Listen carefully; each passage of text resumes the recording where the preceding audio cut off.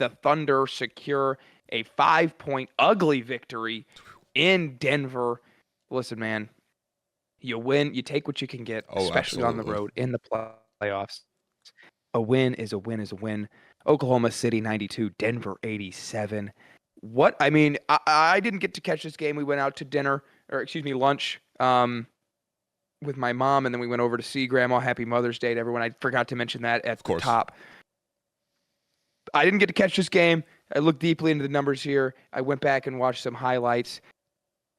One of my questions going into this game was in game 3, and we talked about this a little bit, but in game 3, I was really concerned with overtime and the lack of touches for Shai Gilgeous-Alexander. How do you think that he kind of came back? I mean, he was smiling walking off the court in Denver, which I'm That's a sure dangerous fired you move. up a little That's a bit. dangerous move, by the way. Right. But yeah, Right. it's Playing a cool very looking at dangerous now. game. Still got to win the series, but yeah, dangerous move. Right.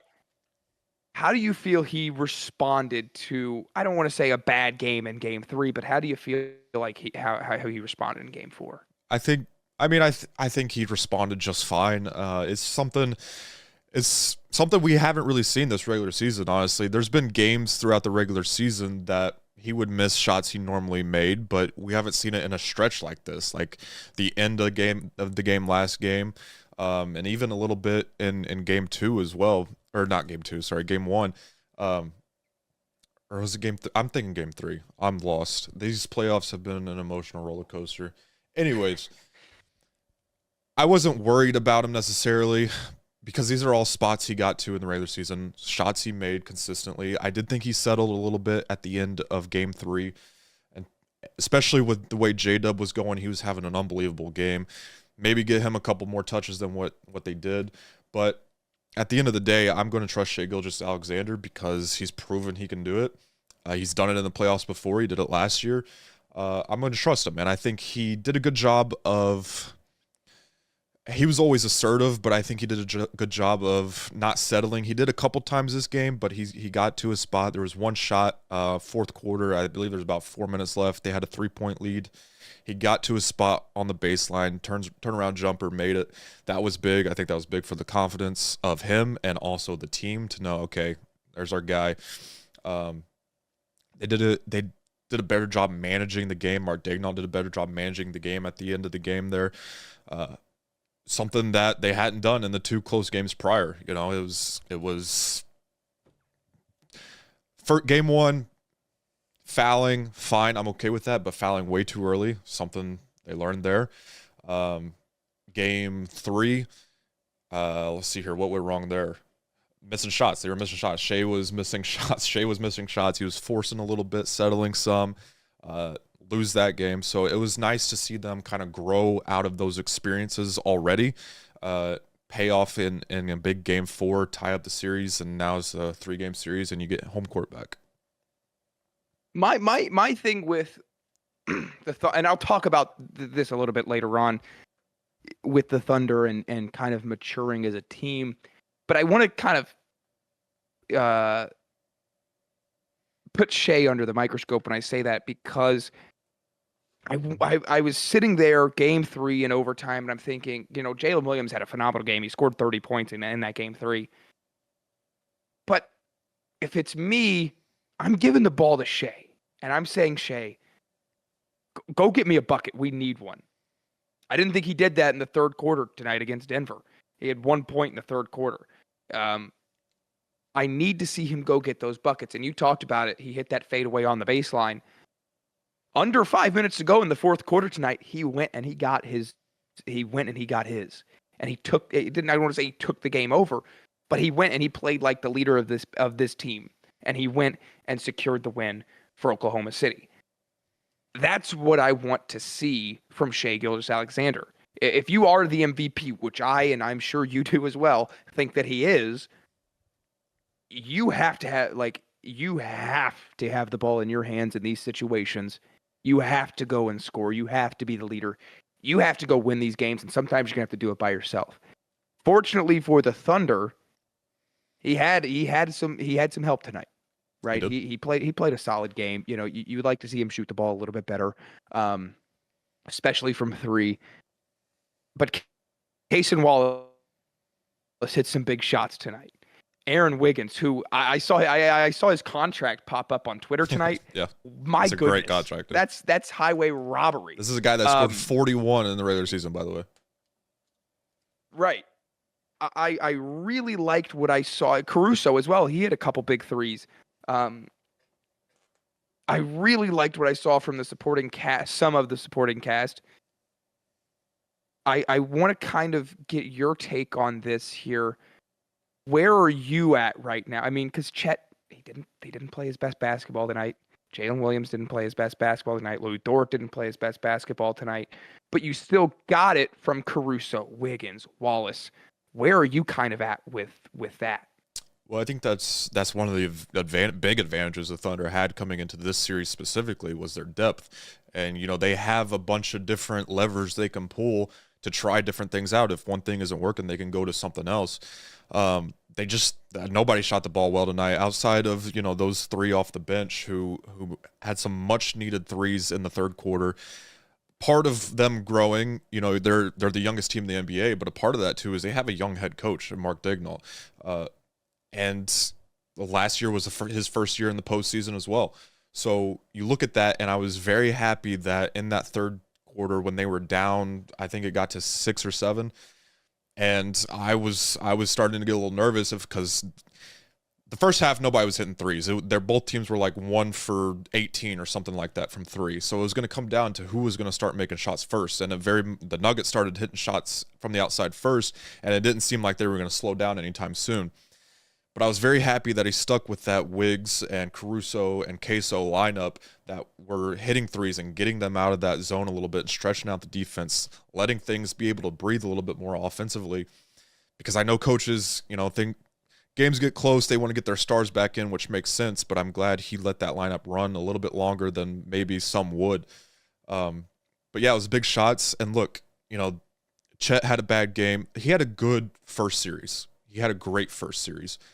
Some series just aren't for players. I think Chet can still provide big minutes and provide big thing. He had a great stretch in game 3, I believe it was, to start the game. And he's had some decent stretches in this series, but sometimes when it's closing time, something I feel with Dort too, who hasn't shot well this series, he's going to have to be able to shoot. These guys are going to have to be able to make shots because I guarantee you Denver's going to sit back in that zone early on in the game and do it until the guys make shots. So, it might be a series where Dort has to sit out and Cason plays and, Alex Caruso plays more, Aaron Wiggins a little bit more, and maybe Chet sits down a little bit as well. That's just the way it goes. But that's a strength for Oklahoma City is they have that depth and they have those options. So use it. Don't be scared just because those guys are your starters and your star players, and they are star players, but don't be afraid to go to that more often. The reason that they're going to have to hit more shots here is, yeah, you got out with a 5-point victory tonight. But Nikola Jokic is not playing his best basketball the last 3 games. He scored 42 in game 1. The Thunder, we won't talk about it, but an absolute colossal collapse there. Yeah. Again, we will get back to that in a moment, but Nikola Jokic, I don't want to ask the question of, are you worried about Nikola Jokic? Because obviously you're always worried about a player of that caliber. But does it kind of sit in the back of your mind a little bit? Okay, he shot 6 of 16 in game 2. He shot 8 of 25 in game 3. He shot 7 of 22 in game 4. He's hit 4 threes in the last 3 games. He's gone 4 of 22 in that span. Is it kind of in the back of your mind of Nikola Jokic? He's going to turn it up at some point in time. It's a matter of when. Is that kind of in the back of your mind right now? It 100% is. And, I thought tonight was going to be that night. I thought 2, I won't necessarily call them bad games, but, rough-ish games for the Nikola Jokic standards. I thought we were lucky to get 2 of those. I was like, there's no way we're going to get 3 of those types of games. I feel like there's no way you're going to get 4 or 5 of those types of games. So it does kind of feel like a sleeping giant at this point, just waiting for him to wake up. So yeah, you have to take advantage of these opportunities. He's one of, if not the best player in the league, depending on who you ask and who you talk to. Just the things he can do is unbelievable. So he's number one on the scouting report, just like Shea's the number one on the scouting report on the other side, and you can kind of feel that in this series, the way the defenses have game planned against those guys. It feels like they're forcing them into the areas they want to be effective in the game, sure, but not be the MVP guys. Outside of obviously Jokic's game one, which kind of got overshadowed by the Aaron Gordon game winner, but yeah. It does feel like it's just a matter of time. So yeah, you have to take advantage now while you can, if it's not too late already, which it very well could be.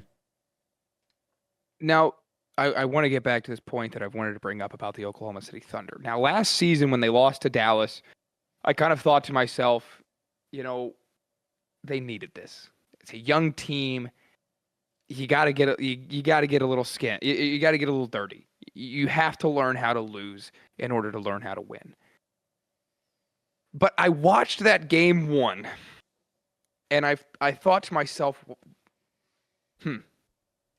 this team still is immature. This team still doesn't know how to win.